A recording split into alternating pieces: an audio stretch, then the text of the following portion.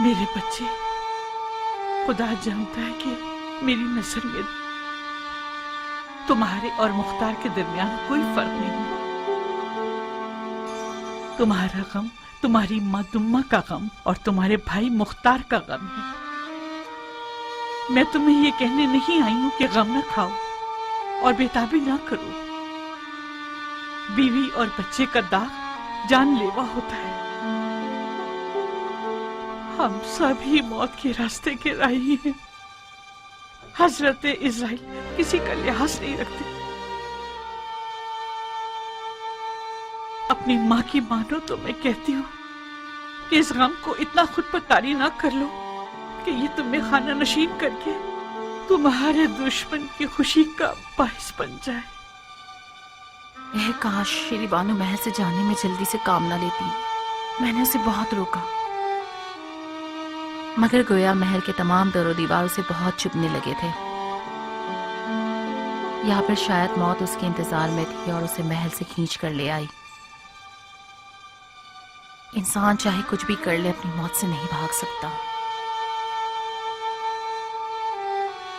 میں آپ کے آنسوؤں کے ساتھ آنسو بہانے اور یوں اپنے آپ کو سکون دینے کے لیے آئی ہوں۔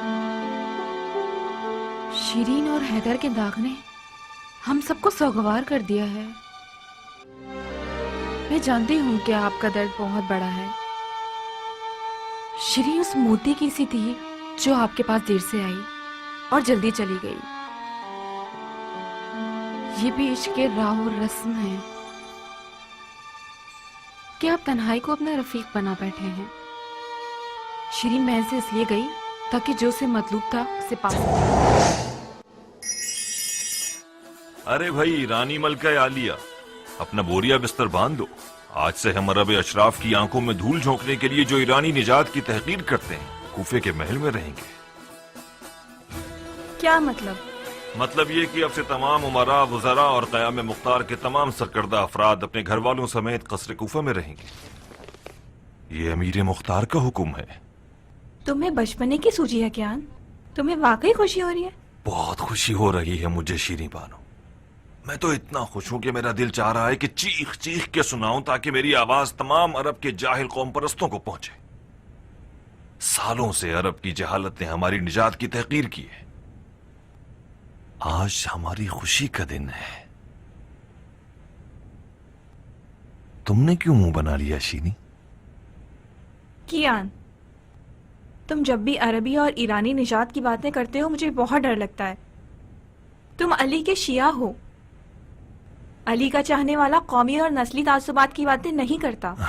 میں جانتا ہوں شیریں، تم یقین کرو میں یہ سب جان بوجھ کر نہیں کر رہا، مگر سالوں سال زد و کوب، توہین اور تحقیر دیکھنے کے باعث میں مجبور ہو گیا کہ اپنی خوشی کا اظہار کروں۔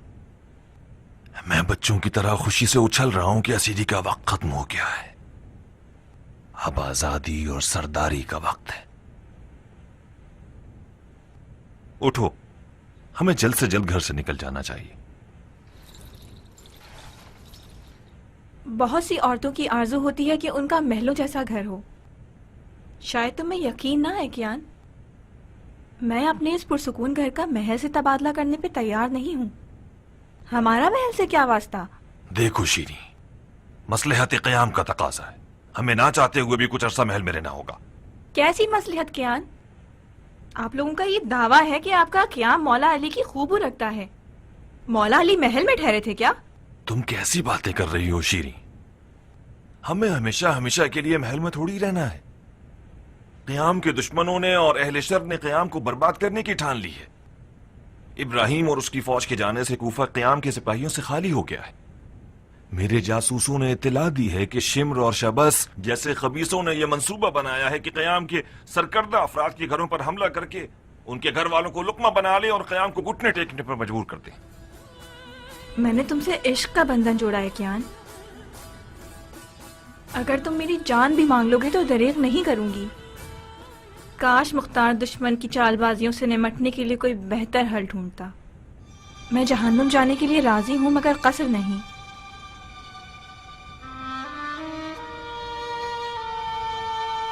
میں شیریں کا قاتل ہوں، شیریں کا قاتل ہوں۔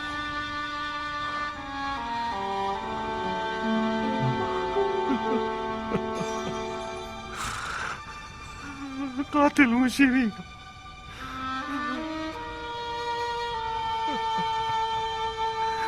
میں نے اپنے حیدر کو مار ڈالا. خدا کی پناہ، بیچارہ پاگل ہوتا جا رہا ہے. بکواس مت کرو ناریا، بات کرنے سے پہلے موقع محل دیکھ لیا کرو. میں نے کوئی غلط بات تو نہیں کی. آپ خود تو دیکھ رہی ہیں کچھ زیادہ ہی پاگل ہو گیا ہے. میں ہی شیریں اور حیدر کی موت کا باعث بنا. تجھے ارملا کو مارنے کی ایسی کیا ضد تھی بدبخت بدبخت. اپنے آپ کو سنبھالو گیان، تم نے اپنا فرض نبھایا ہے. اپنے آپ کو قصوروار کیوں ٹھہراتے ہو؟ ہم نے غلط راستہ اختیار کر لیا تھا. ہم یعنی کون لوگ؟ یعنی وہ تمام لوگ جو خون حسین کے انتقام کے بہانے طلبگار حکومت تھے. تو اس کا مطلب تمام شہداء کا خون مختار کے سر ہے. میں مختار کو کچھ نہیں کہہ رہا. میں فی الحال صرف اپنا گریباں نوچ رہا ہوں. میری آج کی یہ مصیبت میرے اعمال کی سزا ہے، ہٹ جانے کی سزا سے رات مستقیم سے. کیا تم مختار سے جدا ہونا چاہتے ہو؟ میں اپنے اندر کے شیطان سے جدا ہونا چاہتا ہوں.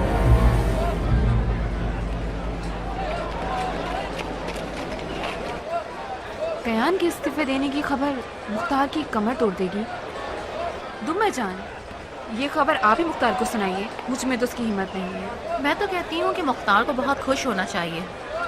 اس نے ایرانیوں سے دوستی کا خمیازہ کچھ کم نہیں بھگتا. اس کے علاوہ اور بھی بہت سی باتیں ہیں. اگر کیان چلا جائے تو عرب کے بڑے بزرگ مختار سے دوستی کر لیں گے. آخر تم کب ایرانیوں کی دشمنی سے دستبردار ہوگی ناریا؟ کیان اور مختار بہت پرانے دوست اور ساتھی ہیں. جوانی سے ایک ساتھ رہے، ایک دوسرے کے فراق کو نہیں سہ سکتے. آپ نے سن تو لیا دمہ جان، وہ مختار کو قصوروار ٹھہرا رہا تھا. اگر اسے شرم مائل نہ ہوتی تو اپنی بیوی اور بچوں کا خون بھی مختار کے ساتھ تھوپ دیتا. استغفار کرو ناریا. کیان سوگوار ہے، بیمار ہے اور بخار میں پڑا ہے. اگر کوئی غلط بات کہہ بھی دے تو اس کا کوئی قصور نہیں ہے. بہت حسن زن سے کام لیتی ہو. کیا ہوا دمہ جان؟ کیان کس حال میں ہے؟ کیان کو بہت بھیانک چوٹ پہنچی ہے بیٹا. اسے یہ توقع نہ رکھو کہ اتنی جلدی کمر سیدھی کر لے گا. کیان بچہ نہیں ہے اماں. اس نے ساری زندگی جہاد کیا ہے، زمانے کا ہر اچھا برا سہ چکا ہے. جس نے عاشور کو درک کر لیا ہو اسے ان مصیبتوں پر غلبہ پا لینا چاہیے. کچھ وقت لگے گا بیٹا. اسے کچھ عرصے اس تنہائی میں رہنا ہوگا تاکہ اس مصیبت کا داغ اس کے لیے آسان ہو جائے. مختار، تمہارا دوست کیان استعفیٰ دے چکا ہے. وہ اب تمہارا ساتھ نہیں دینا چاہتا. وہ کیوں؟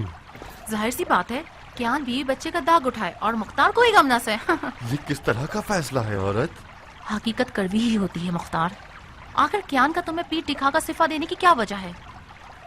مختار نے اس کی بیوی اور بچوں کو مارا ہے یا ہرملا نے؟ اگر اس کی داڑھی میں کوئی چوروں والا ٹنکا نہ ہوتا تو وہ ہرملا کے خون کا مزید پیاسا ہو جاتا، نہ کہ پیچھے ہٹ جاتا. بکواس بند کر عورت. تمہاری زبان کے بچھو نے ہمیشہ بیچارے کیان کو ڈنک مارا ہے. آخر تم کب تک اس اندھی اور جاہلانہ دشمنی کو آگے بڑھانا چاہتی ہو؟ اگر میں یہ کہوں کہ کیان کا آج پیچھے ہٹنا تمہارے سالوں سے کینہ توزی کی وجہ سے تو غلط نہ ہوگا. آخر کیان کو مختار کے رکاب میں کیوں رہنا چاہیے جبکہ اسے مسلسل مختار کے گھر والوں سے تحقیر اور توہین کا سامنا کرنا پڑتا؟ مختار، میں پولیس سے رات پہ تمہیں چھوڑوں گی نہیں. سن رہی ہو امرا؟ جب سے بادشاہت ملی ہے اس کی آواز اونچی ہو گئی ہے. مجھے شک ہے تمہارے دل میں بال بچوں اور اپنوں کی ذرا سی بھی محبت ہونے میں. تمہارا باپ اور بھائی ایرانیوں کے ہاتھیوں کے پاؤں تلے دب کے مر گئے اور تم نے نہ جانے کیسے اپنا دل ایرانیوں کو نکال کر دے دیا ہے.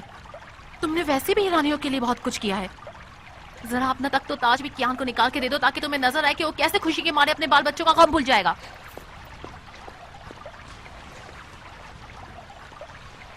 اگر مجھے خدا کا خوف نہ ہوتا تو اس عورت کو طلاق دے دیتا. بیٹا، اپنے صبر کا ثواب ضائع مت کرو. مختار تمہاری طرح کے مردوں کو حامل صبر ایوب ہونا چاہیے.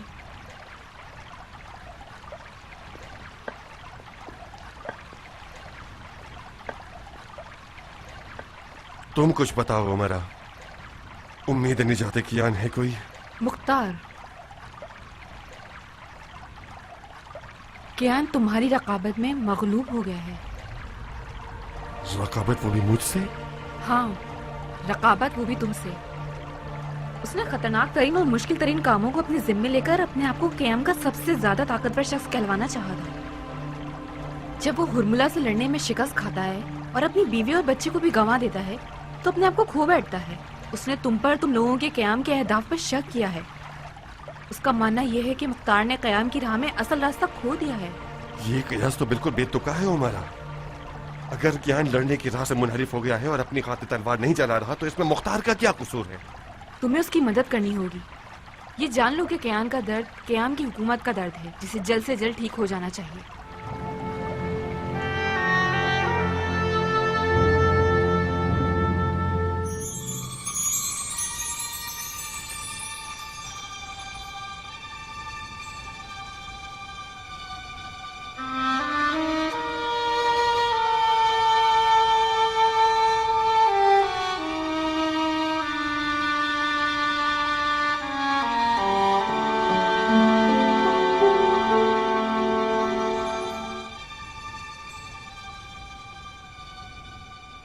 आपने जहमत फरमाई अमीर। मैं मुख्तार हूं कियान, तुम्हारा सालों अच्छे बुरे वक्त का दोस्त। हमारे दिलों को इश्क अली ने आपस में जोड़े रखा है। मकतबे अली में अमीर हो या असीर, शाह हो या भिखारी, शर्त सरबुलंदी सिर्फ उसका इश्क है।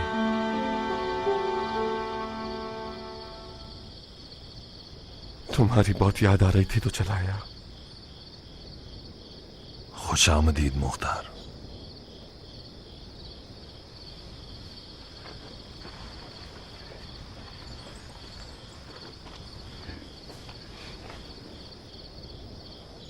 तुम भी खुश रहो आदि राह के साथी। मुख्तार और कियान हूं या न हूं, अली का रास्ता और मजहब जिंदा रहेगा। आखिर कब तक सियापोश होकर ताजियत में रहना और हमसे दूर रहना चाहते हो? मुझे नहीं मालूम मुख्तार। मैं न तो शीरीं के लिए अच्छा शौहर बन सका और न हैदर के लिए अच्छा बाप।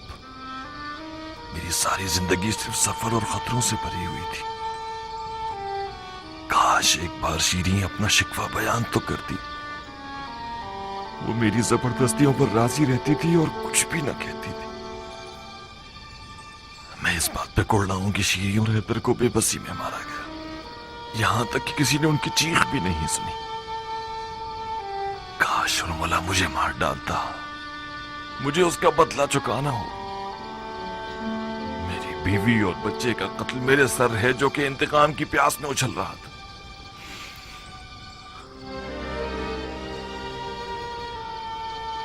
रास्ते की हकानियत पर शक वहां तक सही है जब तक ये कुफ्र तक न ले जाए। क्या तुम्हारे घर वाले मौला हुसैन के घर वालों से ज्यादा बेकस थे?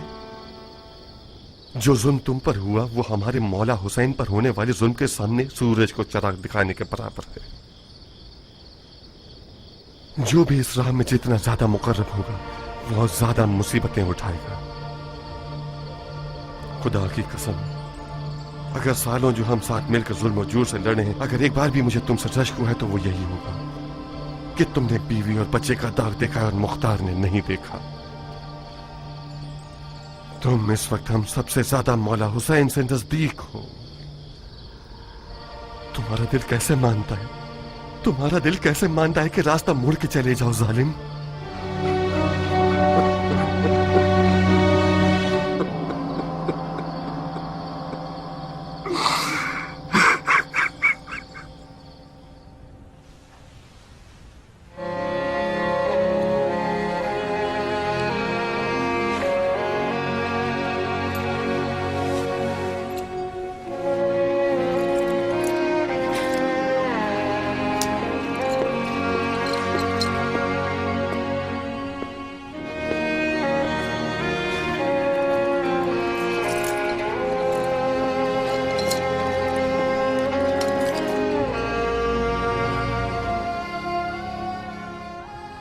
तुम रो रही हो उमरा?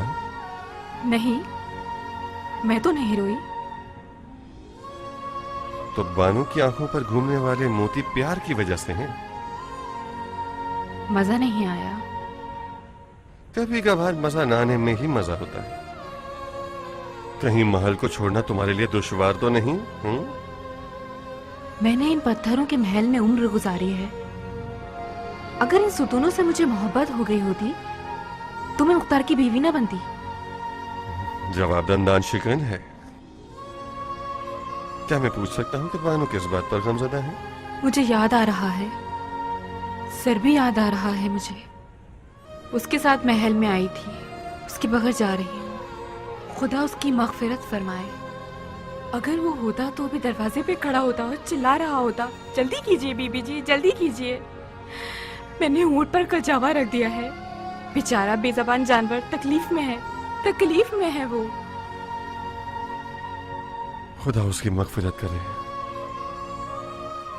ज़रबी नौकर नहीं था, गुहारे नायाब था। मेरे लिए तो वो एक माँ से ज्यादा चाहने वाली दाया की तरह था। मेरे लिए लफका का मतलब है मदहोश करने वाली खुशबू, लहरों की शरशर की आवाजें, मुर्गे की सुबह की अजान, खेतों में तेज हवा की आवाज और ज़रबी, वो भाई जो दरख्त के साए की तरह मेरे लिए एक हक ना जताने वाला शख्स था, जिसके साए तले में लफका की गर्म हवाओं से महफूज रहती थी और उसे बार बार तंग करती थी। एक दफा भी उसने बदतमीजी से जवाब नहीं दिया। लफका का इलाका जंगल की भेड़ों और कुत्तों की खौफनाक आवाजों के साथ ज़रबी के बगैर बहुत डरावना होगा। आप मोहतरम खवातीन उन घरों की चश्मो चराग हैं जिनकी एक एक ईंट आपके मर्दों की पेशानी के पसीने के मरून मिन्नत है। जिन जवानों ने अपने काम काज छोड़ दिए हैं, तलवारें हाथों में ले ली हैं ताकि अपने शर्फ, दीन और नामूस का दिफा करें। जो रौब और वहशत कूफे के अशरार ने दिलों में डाल दिया था, उसने हमें मजबूर कर दिया कि कुछ अरसे इस बड़े महल के मेहमान हो जाएं। जानता हूं कि आप में से अक्सरियत को ये पसंद न था और महल में रहना आपके लिए निहायत दुश्वार था। मरहूमा शीरी बानो भी इस बात का एक बड़ा नमूना थी, जो महल में रहने को बर्दाश्त नहीं कर सकती थी, मगर दिल पर जब्र करके मजबूरन यहाँ पर ठहरी रही। काश वो चंद रोज और सब्र कर लेती और हमें अपना सोगवार न बनाती। तुमने कब से आईना नहीं देखा? क्यों? तुम्हारे सर और दाढ़ी के बाल तुम्हारे दांतों के रंग के होते जा रहे हैं। तुम्हारे ख्याल से ये कैसी निशानी है? इस बात की अलामत है कि तुमने इक़्तिदार के सरकश घोड़े को लगाम दे रखी है। तुम इक़्तिदार पर सवार हो, इक़्तिदार तुम पर सवार नहीं। बड़े लोग बड़े बोझ के तले कमर नहीं झुका लिया करते, बाल सफेद कर लेते हैं। तुम्हें अदलो इंसाफ का कम है मुख्तार, लिहाजा अपने आप पर जुल्म मत करो। थोड़ा बहुत अपनी फिक्र भी क्या करो। अदल से हुकूमत करना तेज तलवार पर अपनी गर्दन रख देने के बराबर है। एक लम्हे की भी गफलत कर ली तो शहरक कट जाएगी। मैं जिस कदर हुकूमत के मामलात में आगे बढ़ता जा रहा हूं, उतना ही मेरे मौला अली की मजलूमियत मुझे समझ में आती जा रही है।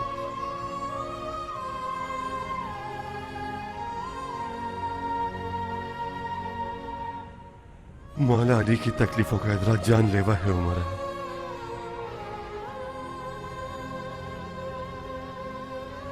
उसका सबसे छोटा असर बालों का सफेद होना है। अब जबकि खुदा के लुत्फ करम से लईनों का शर खत्म और खतरा तमाम और अमन नियत बरकरार हो गई है, बेहतर है कि आप भी अपने सादा और हसीन घरों को लौट जाएं। अपने हुजरों की गर्द गुबार और मकड़ी के जाले खत्म कीजिए। آپ کی مرغیاں، بطخیں اور باغیچے آپ کے دانے پانی کے منتظر ہیں۔ جائیے اور اپنے گھروں میں عشق کی آب و ہوا کو دوبارہ قائم کیجیے۔ امیر مختار بذات خود آپ لوگوں کے محل سے جانے کے بارے میں اجازت دینے آنا چاہتے تھے، مگر میں نے پیش کلامی کی اور ان کے دل کی بات آپ کے حضور میں عرض کر دی۔ خدا جانتا ہے کہ مختار، میں اور آپ کے شوہروں میں سے کسی ایک نے بھی قیام سے وراثت پانے کی نیت سے تلوار نہیں چلائی۔ اگر مجبوری نہ ہو تو محل میں رہنا ہمارے لیے غیر پسندیدہ بات ہے اور قیام کی خواہان عدل حکومت کو بدنام بھی کرتا ہے۔ فی امان اللہ۔ مرحبا عبد الرحمن، ہم شکر گزار ہیں کہ تم نے ہمارے بدلے زحمت کی اور ہمارے بوجھ کو ہلکا کر دیا۔ جو جھوٹے افراد ہمیں کذاب، ہمارے قیام کو بے معنی اور ہماری حکومت کو غاصب ٹھہراتے ہیں، ان کا سارا خوف ہمارے عدل و انصاف سے ہے۔ عدل کے طرفداروں کا ایک نظریہ یہ بھی ہے کہ صاحبان منصب حکومت عام لوگوں کی طرح زندگی بسر کریں۔ ہائے، گویا کوئی خواب دیکھ رہے تھے۔ اب ہمیں دوبارہ اپنے اسے کیڑے مکوڑوں سے بھرے گھروں کی طرف لوٹ کر جانا پڑے گا۔ بے فکر رہو بہن، کوفے میں جدھر دیکھو شیمل خولیا اور ہرملا جیسے لوگوں سے بھرا پڑا ہے۔ میرے خیال سے پھر ہم اس جنت کے مہمان بن جائیں گے۔ خدا کرے تمہاری بات پوری ہو بہن۔ تم چپ کیوں ہو عمرہ؟ تمہیں تو اس خبر سے خوش ہونا چاہیے۔ ام ثابت کی زبان کی ڈنگ سے تمہاری جان چھوٹ گئی۔ مختار کے لیے فکر مند ہو راحلہ، وہ زمین سے اکھڑتا جا رہا ہے۔ تم پریشان مت ہو، میرے اور تمہارے لیے ہمارے مردوں کی یاد ہی شوہر کہلاتی ہیں۔ میرا دل تو بے قرار ہے اس آشیانے کے لیے جو ابراہیم کی خوشبو سے بھرا ہوا ہے۔ مجھ سے ملنے آؤ گی نا عمرہ؟ زندگی رہی تو آؤں گی انشاءاللہ۔ سکون مل گیا۔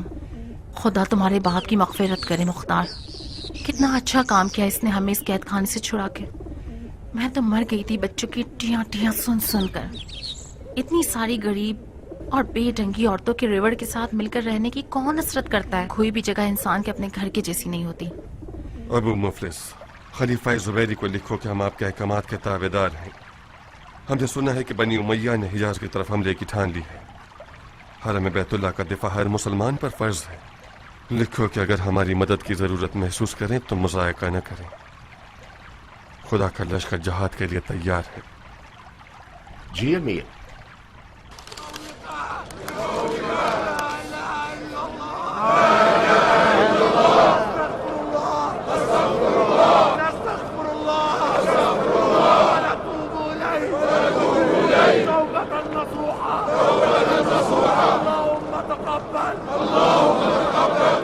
ہم خلیفہ کے احکامات کے تابع دار ہیں۔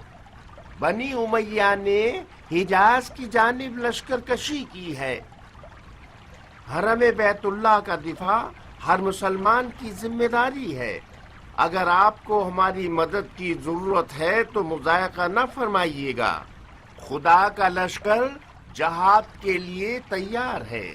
والسلام، مختار ابن ابو عبید ثقفی۔ معلوم ہمیں بے وقوف بنانا چاہتا ہے۔ یہ لمبا چوڑا جھوٹ آپ سب نے بغور سن لیا۔ ہمارے حاکم سے لڑا ہے، اسے کوفے سے نکال چکا ہے، سارے مزے لوٹ چکا ہے، اور پھر خط میں ہماری اطاعت کی باتیں کرتا ہے۔ شیطان کہیں کا ایسے خط و کتابت کر رہا ہے کہ جیسے ہم کہنا نہیں چاہیے گدھے ہیں۔ عراق عرب باڑ میں جائے، مگر اس توہین کا کیا کریں؟ میرے خیال سے मुख्तार के इस साजिशी मीठी लहजे के पीछे कोई बड़ी चाल है। जाफर, शक न करो। मुख्तार इस खतो किताबत और दिलसोज माँ के लहजे के जरिए हमारे गुस्से से बचना चाहता, ताकि पुरसुकून होकर फतेह मूसिल पर तवज्जो दे सके। यकीन करो जाफर, इब्ने मरजाना पर गलबा पाने के बाद हमारे खिलाफ तलवार उठाएगा। शाबाश। माफी चाहता हूँ भाई, आप मुख्तार की मक्कारी से वाकिफ हैं, तो हमले का हुक्म क्यों नहीं देते? फिलहाल ये मसलहत के खिलाफ है कि हम उससे पंजा आजमाई करें जाफर, खास तौर पर जबकि वो बनी उमैया के खिलाफ खड़ा हुआ है। इब्ने जियाद का शर दफा करना तमाम मुसलमानों के मफाद में है। अभी दरायत और सियासत के साथ इस बागी जानवर को महार किया जा सकता है।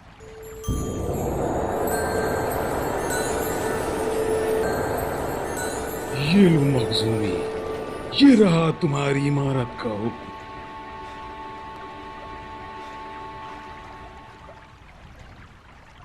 और ये रहे 30,000 सोने के सिक्के। ये कोई छोटी रकम नहीं है। इस रकम से कम आधे खाने काबा को सुनहरा किया जा सकता है, जो मेरी बहुत पुरानी आरज़ू थी। मगर अफसोस कि कूफे पर तसल्लुत पाना खाने काबा को रौनक बख्शने से ज्यादा वाजिब है।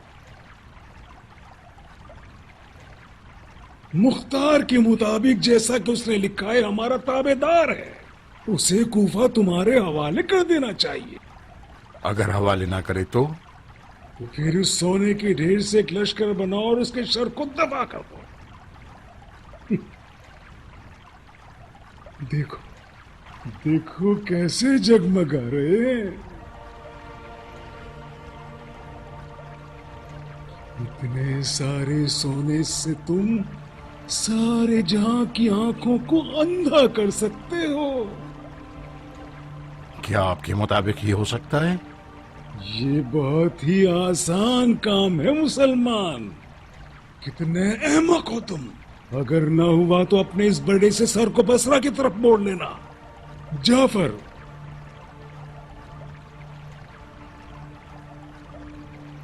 क्या तुम समझते हो कि उमर इब्न अब्दुल रहमान मखजूमी इस मैदान के काबिल है?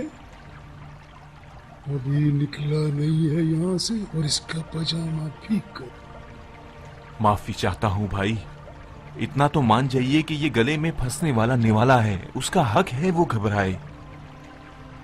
मैं उसे समझा दूंगा। मेरा दिल इतने सारे सोने पर जल रहा है जाफर, मुझे डरे वो इन्हें जाय न करते।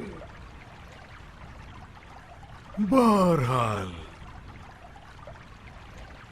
मैं तुम्हारी राय पर भरोसा करता हूं जाफर।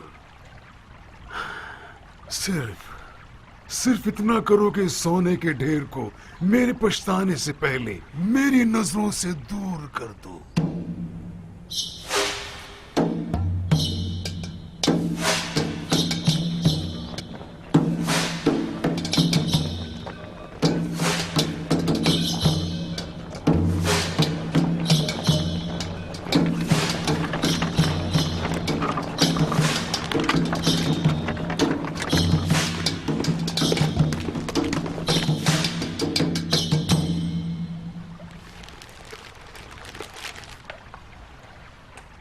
ये रही नए गवर्नर की कीमत। कितने हैं ये? 70,000 दिनार।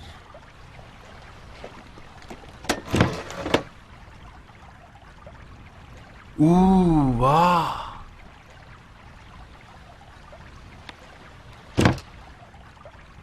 ये कुछ ज्यादा नहीं? ये तकरीबन उस रकम की दुगनी है जो जुबैर के बेटे ने नए गवर्नर को दी है। चारा कोई नहीं, मुझे उम्मीद है कि इस रकम को देखने से गवर्नर साहब लालच में पड़ जाएंगे और कूफा के अलावा किसी और जगह इमारत के लिए चले जाएंगे। कबूल ना करे तो? कबूल ना करे तो तुम्हें दूसरी जबान में बात करनी होगी।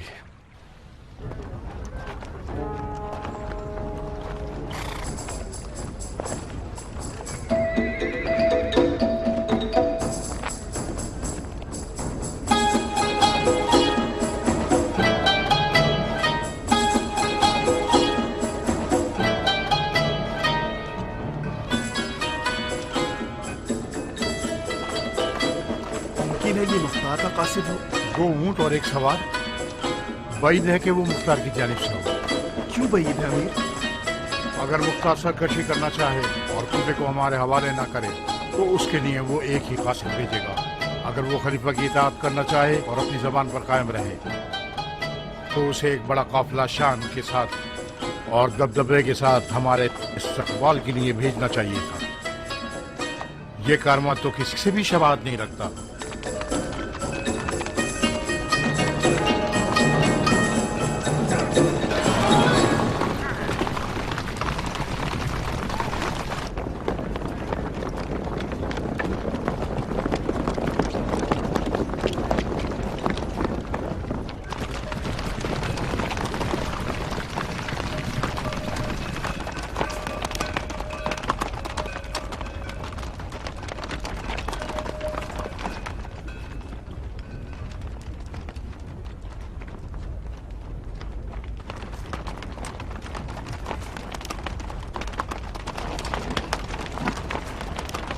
कानतम, मुख्तार का सिपाही।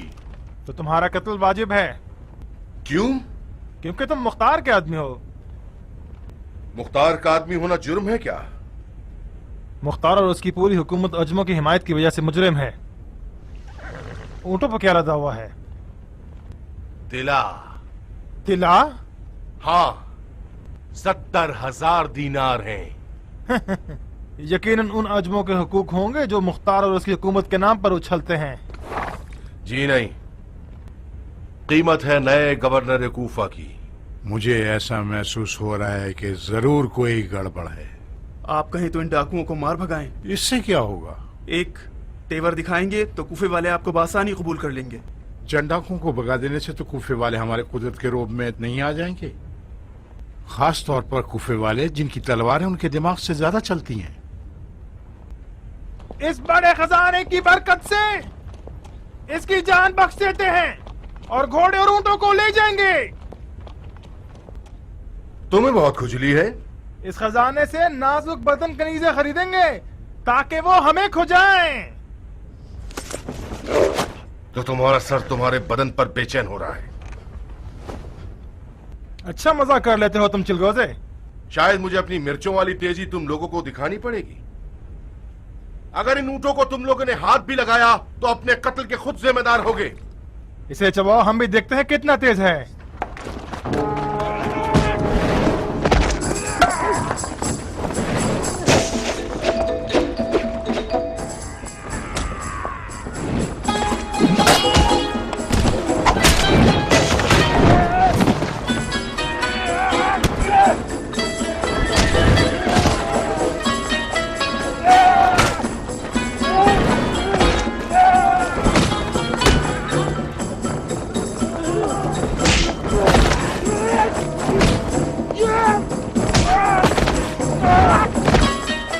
क्या अजूबा है ये शख्स, गजब का लड़ाकू है।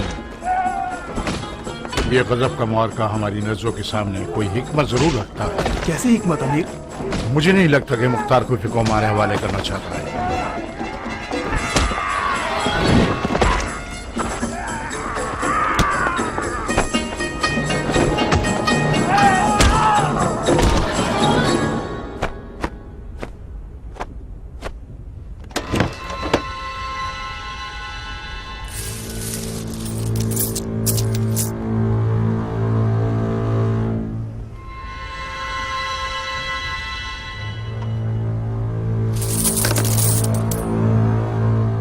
ये रकम मुझसे दुगनी है जो कि खलीफा ने मुझे दी है। मगर मैं पागल ही हूंगा जो कुफे की हुकूमत की कुर्सी को 70,000 दीनार के बदले बेच डालूं? मर्जी है आपकी, चाहे तो ना बेचे। अगर ना बेचूं तो क्या करोगे? मैं तो एक मजबूर सिपाही हूं, अगर ना बेचेंगे तो आपको मुख्तार से लड़ना होगा। अगर चाहें तो इसकी फौज की एक झलक देख सकते हैं। वो सब ऐसे जंगजू हैं कि मुझ जैसे लोग उनके मुकाबले में हेज हैं। मैंने कहा था ना कि इस मार्के के पीछे कोई हिकमत छुपी हुई है।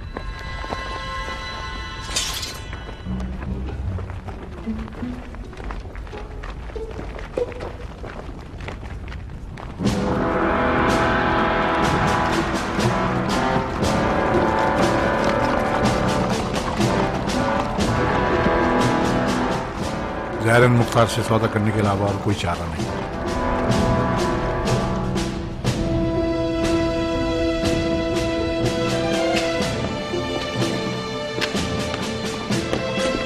शेरों की तरह आए हो या गीदड़ की मानंद हार के आए हो?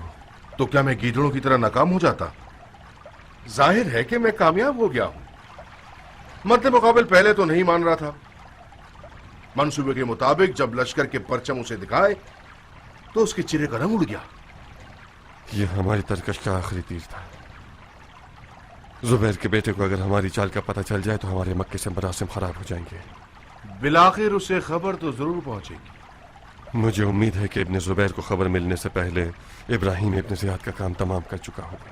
मेरे ख्याल से अगर तुम इन 70,000 दीनार को इब्राहिम के लश्कर पर खर्च कर देते तो जल्दी मकसद तक पहुंच जाते। इब्राहिम को दीनार नहीं चाहिए ज़ायदा, उसे वक्त चाहिए।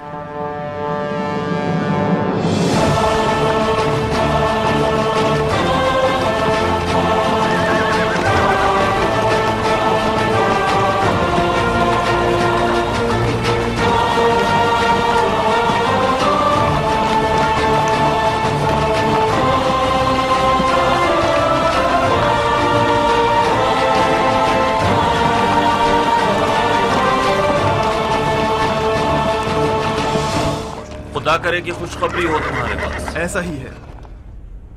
नसीबैन के गवर्नर ने जब खत को देखा तो उसे चूम के आंखों से लगाया और तस्लीम की अलामत के तौर पर हाथ उठा लिए। अब वो आया है ताकि बैत कर ले और 1 साल का खैराज भी साथ ले आया है। कहाँ है? उन टीलों के पीछे है। मैं जल्दी आ गया ताकि इत्तला दे दूं। इब्ने लुगैत। जी अमीर। आप लोग यहीं रुकिए, इतनी देर में हमारे सिपाही कुछ सुकून का सांस ले लेंगे। मैं गवर्नर से मुलाकात के लिए जा रहा हूं। जी अमीर।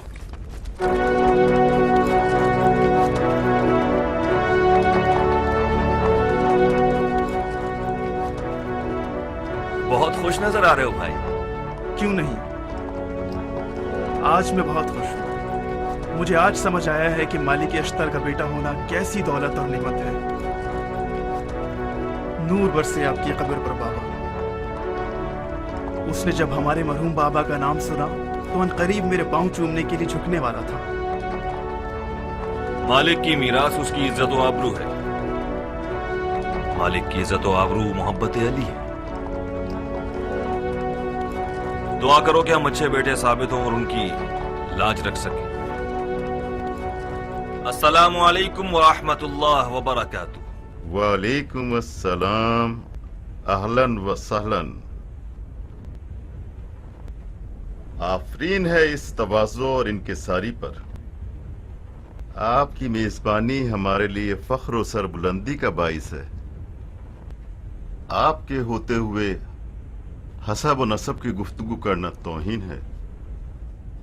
आपके मरहूम वालिद दुनिया जहां की इंसानियत के लिए बाइस फख्र थे। अगर सूरज भी मालिक अश्तर का नाम सुनकर सर खम ना करे तो उसने जसारत की है। हम तो फिर खाक के जर्रे हैं। ये एक नाचीज सा तोहफा है नसीबैन के लोगों की जानिब से। ये सालाना खिराज है जो आज से पहले शाम के गासिब हुकूमत को पेश करना पड़ता था। उम्मीद करते हैं कि आप कबूल कर लें और हमें शर्मिंदा न फरमाएं। मैं मशकूर हूं जनाब गवर्नर।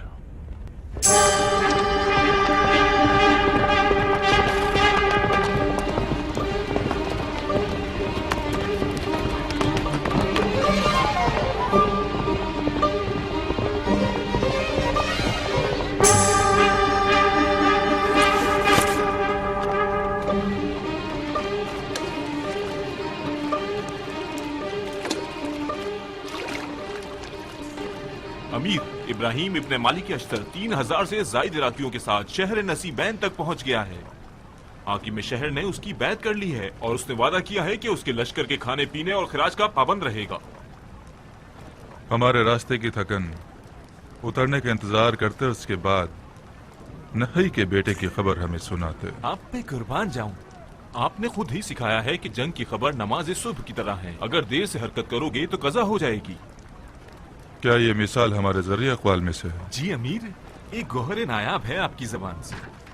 अच्छा ठीक है,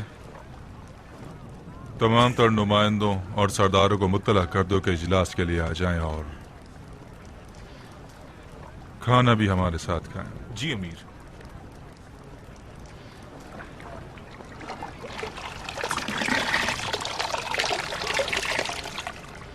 फिर कहाँ गुम हो गए? फिर ऊँट के ख्वाब के बारे में सोचने मत लग जाना, मेरा दिमाग खराब हो जाता है उससे।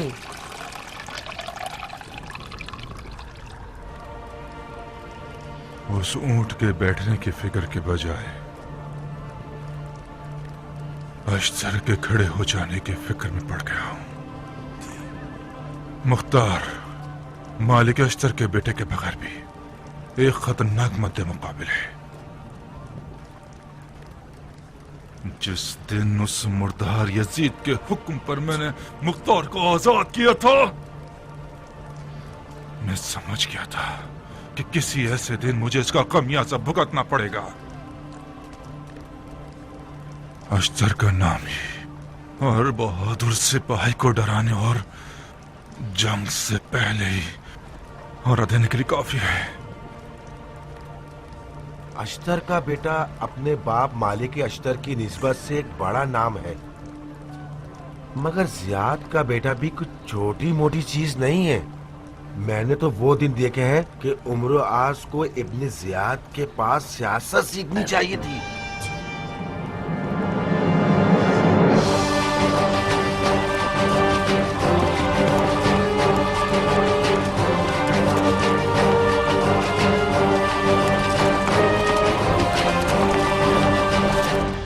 अमीर, शाम का लश्कर नसीबैन तक पहुंच गया है और हमसे एक मंजिल के फासले पर पड़ाव डाल चुका है। वो तकरीबन 20,000 अफराद हैं। मरजाना के बेटे की सुनाओ। वो भी आया है। सुना है कि मजूसियों और बेदीनों से जहाद करने की नीयत से गुस्ले जहाद भी किया है उसने।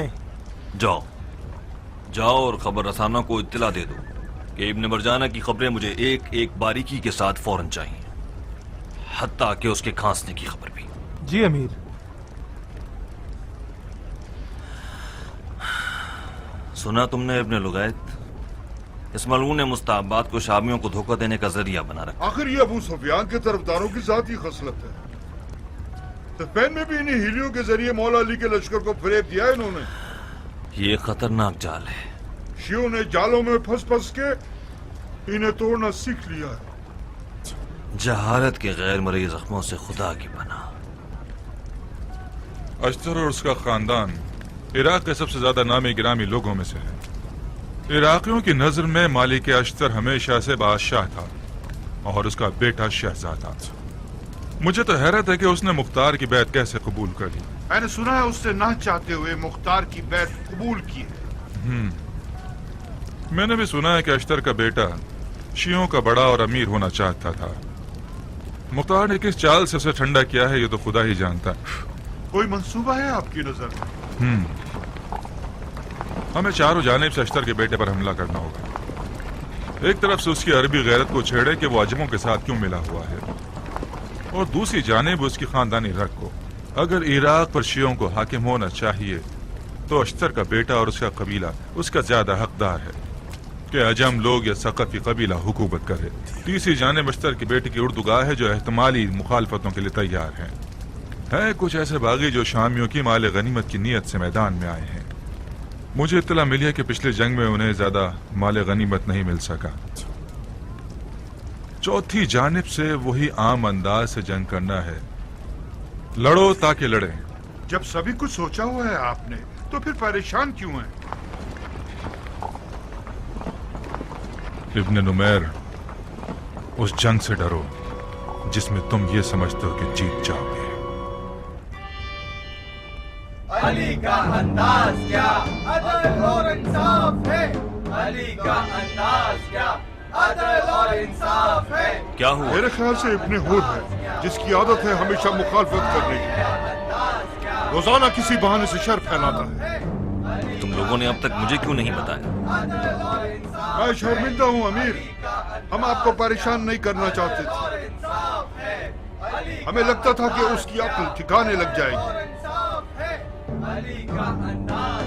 हमारे लश्कर की तादाद की कोई अहमियत नहीं इब्न लुगै, नीयत लश्कर कामयाबी की शर्त है। इब्न मरजाना ने जितना हमारे दरमियान फूट डालने की कोशिश की है, उतनी अपनी लश्कर के शमशीर जनों की तरबियत पे भी नहीं की होगी। एक कीड़ा पूरी की पूरी फसल को खराब कर सकता है। इब्ने हुर जैसे लोग उसी कीड़े की मानंद हैं। अली का अंदाज क्या अदल और इंसाफ है, अदल और इंसाफ है। अली का अंदाज क्या। ये क्या तमाशा है इब्ने हुर? कौन सा तमाशा शहजादे? हम अपने मौला के तरीके का नारा लगा रहे हैं।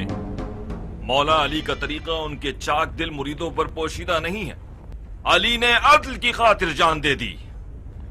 तुम मौला अली की पैरवी करने वालों को किस जुल्म की खबर देने आए हो? कौन सा जुल्म? मैं गिनता हूं, तुम लिखते जाओ। बेहतरीन आला नस्ल के घोड़ों, नर्म और गर्म खीमों और मोटे ताजे निवालों, जिरहों और बाकी सामान की तो बात ही नहीं करता।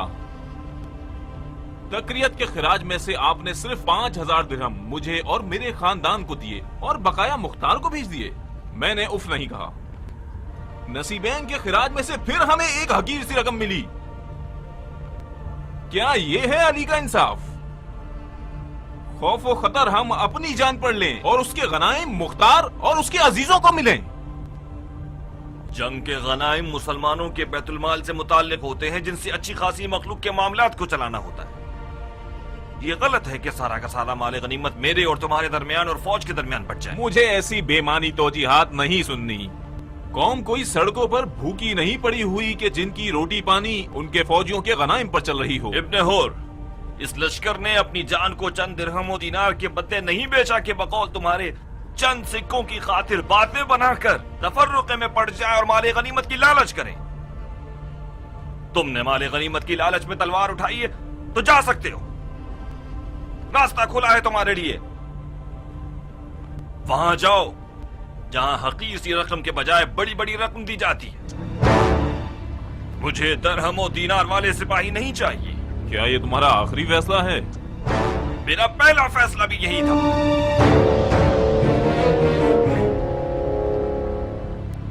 बहुत खूब।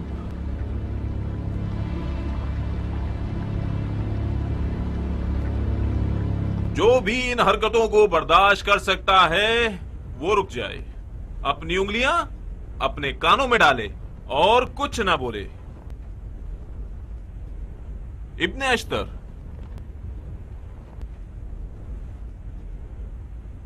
मैं और मेरे खानदान के लोग जा रहे हैं ताकि तुम लोग हमें अहमक न समझो। हम जा रहे हैं आपके अमीर से अपना हक मांगेंगे।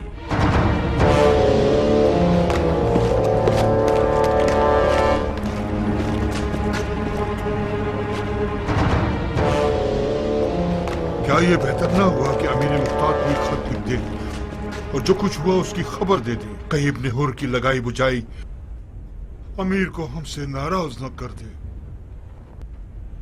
मुख्तार इससे कहीं ज्यादा होशियार है कि इब्ने हुर जैसों की चालों के जाल में आ जाए। मगर फिर भी खत लिख देना अदब और ताबेदारी का तकाजा है।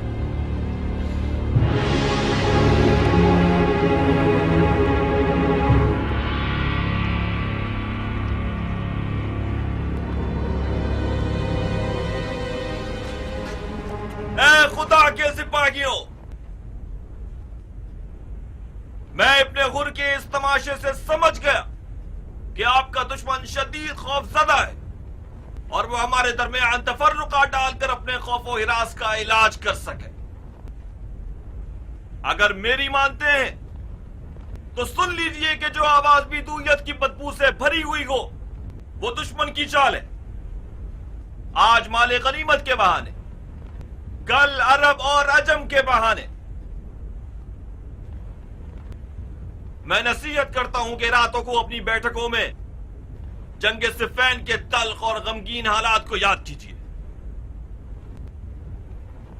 ہم نے اپنے گھروں کے سکون اس لیے نہیں چھوڑے کہ مال غنیمت حاصل کرنے کی سوچیں، ہم اس مرہم کی تلاش میں آئے ہیں جو ہمارے دل کے زخموں کی دوا بن جائے۔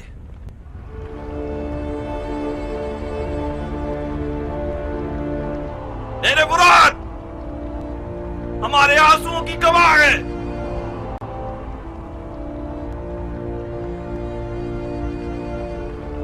ہم اپنے شہید امام کے خون کا بدلہ لینے کے لیے اٹھے۔